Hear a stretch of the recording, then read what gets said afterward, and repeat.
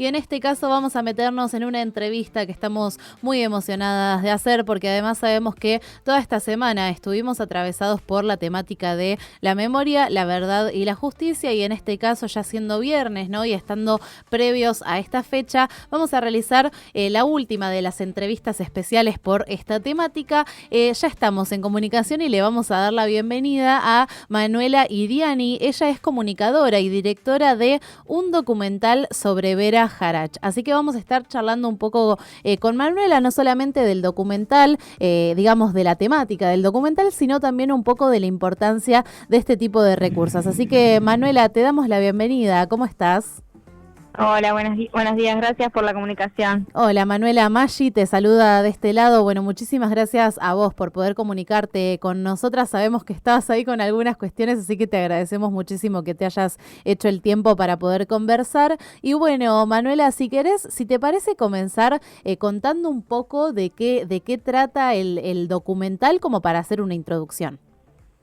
Bueno, Vera es un largometraje documental, dura 75 minutos. Uh-huh. Y la columna vertebral es una entrevista en profundidad a Vera Jarach, como bien decías, una madre de Plaza de Mayo, línea fundadora, que tiene una historia de vida particular, como todas las madres la tienen, pero en su caso está vinculada fuertemente a dos genocidios, no solo a la dictadura cívico-militar argentina que se llevó a su hija Franca, sino que en 1939 ella vivía en Milán, en Italia, pertenece a una familia judía, y en ese momento Mussolini saca unas leyes que se llamaron leyes raciales que perseguía al pueblo judío, y ellos se vieron obligados a migrar forzosamente de Milán a Buenos Aires. Su abuelo, que permaneció en Italia, fue asesinado en Auschwitz.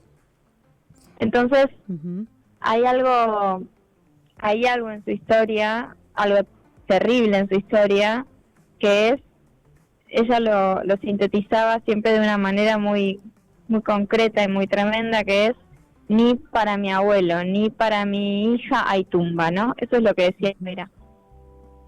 Y eso es lo que me llevó a hacer un documental sobre ella, sobre todo porque yo previamente había hecho una serie documental que se emitió por Canal Encuentro, que se llama De Facto, que aborda todas las presidencias de facto argentinas. Ahí va. Desde la primera, que es la de Uriburu, hasta la última, que es la de Viñones. Y al observar todas esas dictaduras y todos esos golpes de Estado, yo me estaba preguntando, ¿no? Por la consecuencia en el tejido social de algo tan disruptivo y tan terrible como es la figura del desaparecido. O sea, hay que entender que cuando llega la última dictadura cívico-militar, la del 76, si bien empieza a haber desapariciones desde más o menos 1974, con la AAA y todo lo que sabemos, la figura del desaparecido no estaba establecida en el imaginario social argentino. Claro. O sea, las dictaduras anteriores habían tenido fusilamientos, por ejemplo, se pueden ver, por ejemplo, lo que sucedió en los basurales de José León Suárez el 9 de junio del 56, en el 30 hay fusilamientos, pero es distinto, porque en el fusilamiento el cuerpo está muerto, claro. Pero está. Sin embargo, incluso en el 66 con Onganía tampoco hay desaparecidos. Sin embargo, cuando esta figura irrumpe en la Argentina, hay como un quiebre en el tejido social, porque es casi imposible duelar a alguien que no está, pero sobre el cual no se tiene certeza. Por eso se empiezan a armar historias tan tremendas de personas que tienen un duelo quizá congelado durante 20, 30, 40 años, esperando con una fantasía a que ese hijo vuelva, a que ese hijo esté. Y como yo ya venía trabajando en la figura del desaparecido y me encuentro con esta historia tan tremenda en donde hay dos cuerpos que faltan y uno responde a los fascismos europeos y otro responde a las dictaduras latinoamericanas, fue como un rayo, así como una certeza, ok, tengo que hacer la película de esta mujer. De hecho, el día que entendí su historia, en mi cabeza asumí que ya alguien tenía que haber hecho una película sobre ella. Claro. Empecé a googlear y no había, y dije, ok, si no hay la hago yo, porque no puede no haber. Bien, o sea que de ahí surge toda esta historia que vos bien pudiste contar también en este documental. Qué interesante, Manuela, lo que decías de, digamos, esa especie de espejo de las dos situaciones que vive en este caso Vera Jarach, afectada, digamos, su familia afectada por dos tipos de gobiernos, ¿no? De esta índole, y me parece que está bueno como para pensar en cómo, bueno, no solamente sucedían las cuestiones del nacionalismo, ¿no? Allí en Europa, como bien mencionabas vos, en ese caso de Mussolini, sino también lo que pasó aquí en Argentina y esto de la categoría de desaparecido, no me gusta nombrarlo como una categoría, pero sí la denominación, ¿no? De personas desaparecidas, que imagino que también debe haber sido muy fuerte en el proceso de grabar la película, ¿no? Sí, hacer la peli fue difícil, creo que lo pude hacer básicamente por una red de contención, digo, mi familia principalmente, mi terapeuta en ese momento y mis compañeros de equipo, ¿no? Los camarógrafos, sonidistas, porque es difícil. Mira, justo estoy en diálogo con una ONG que funciona en Nueva York, que trabaja específicamente con las y los periodistas que laburamos sobre el testimonio que emana de situaciones traumáticas. Ahí va. Yo descubrí esta ONG hace muy poquitito y la verdad es que al descubrirla y ver cómo había todo un montón de gente trabajando en la capacitación de cómo se hace para manipular en el mejor sentido de la palabra, no manipular de distorsionar, sino como un artesano, como alguien que agarra un bebé recién nacido. O sea, el testimonio de alguien que ha sufrido una situación traumática es algo muy delicado, porque vos no podés revictimizar a tu entrevistada o entrevistado. Claro. Y a su vez necesitas hacer las preguntas que tenés que hacer, porque vos no sos su psicóloga, vos sos una periodista.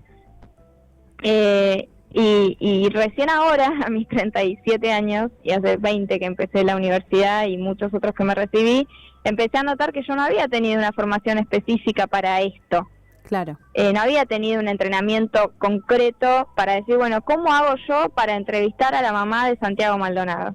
Y lo hice, ¿no? ¿Cómo hago yo para entrevistar a la mamá de Marita Verón? Y lo hice, porque son personas que están en la película. Digo, no es solo Vera. Vera tuvo la magia de incorporar mucho a su lenguaje el concepto de puente, de los puentes que se tienden con otras personas, con otras historias, con otras culturas.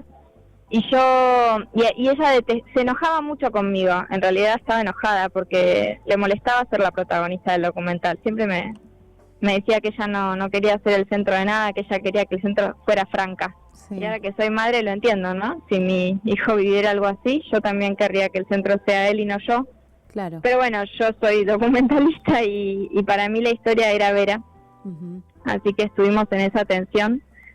Y un poco creo que mi manera de subsanarla fue hacer un registro más coral, fue incorporar las voces de otros y de otras personas que compartían con Vera partes de su identidad, aspectos de su identidad, de su trayectoria vital, y que al incorporarlos permitía esto del puente, ¿no? Que la historia de Vera fuera un recurso para que también las historias de otras y de otros pudieran estar en festivales, en el cine. Digo, acá en el Cine Gamón en Buenos Aires estuvo 3 semanas. Claro. Se mostró en un montón de países y en todos esos lugares estuvo Vera como mascarón de proa, pero también estuvieron de repente migrantes, otras personas que en un punto también nos permiten por la tangente entender un poco más a Vera.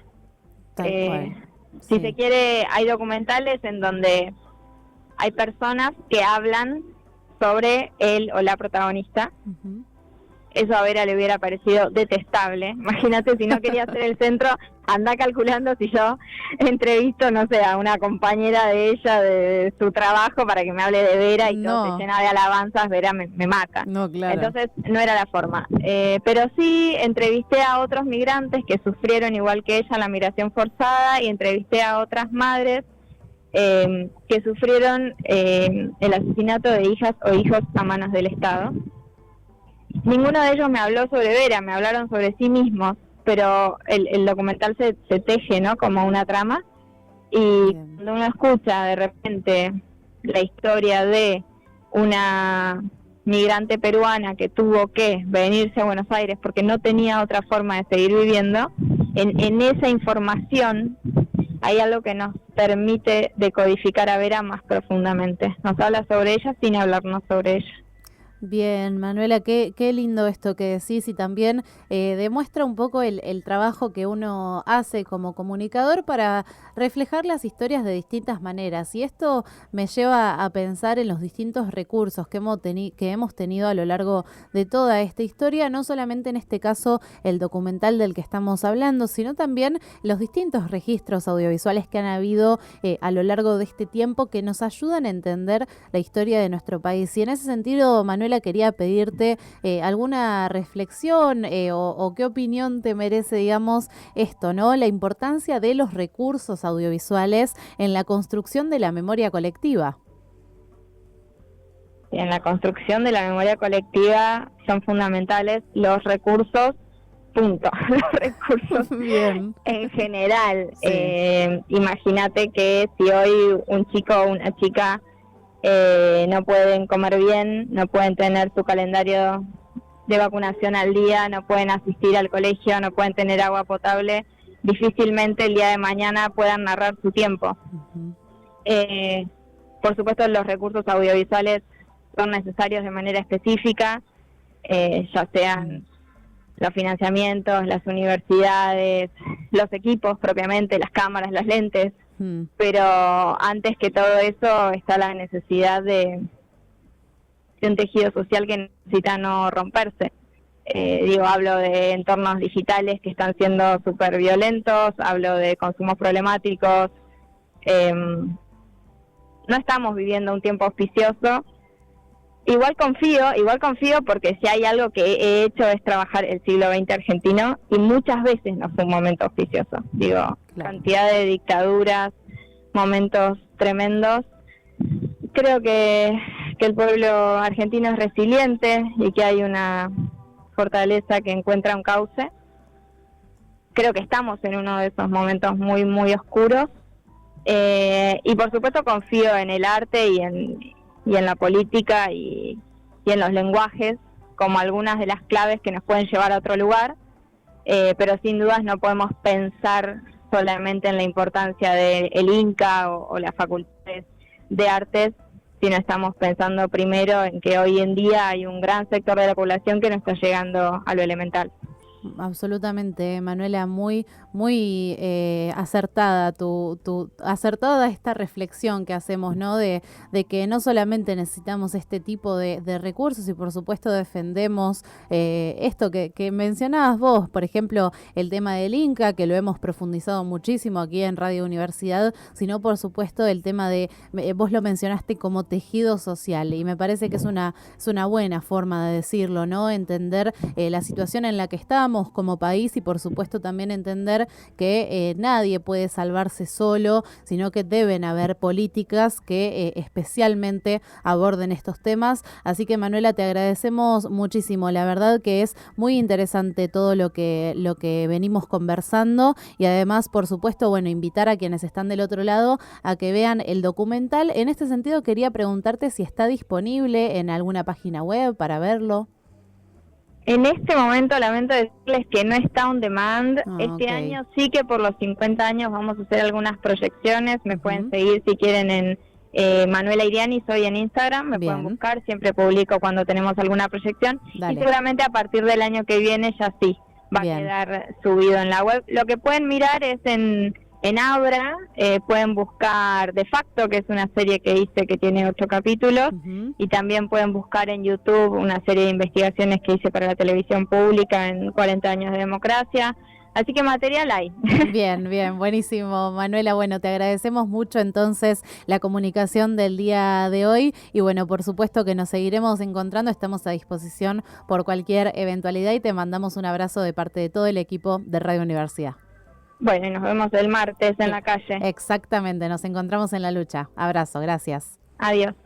Adiós. Ahí pasaba entonces Manuela Iriani. Ella es comunicadora y directora de un documental sobre Vera Jarach. Bueno, en este caso no solamente estuvimos dialogando con Manuela acerca del documental, sino también estuvimos charlando sobre la importancia de los recursos audiovisuales en la construcción de la memoria, en este caso en la previa al 24 de marzo, entender lo fundamental que es tener distintos testimonios, contar con estos recursos que, bueno, nos ayudan a seguir construyendo este camino por la verdad y por la justicia.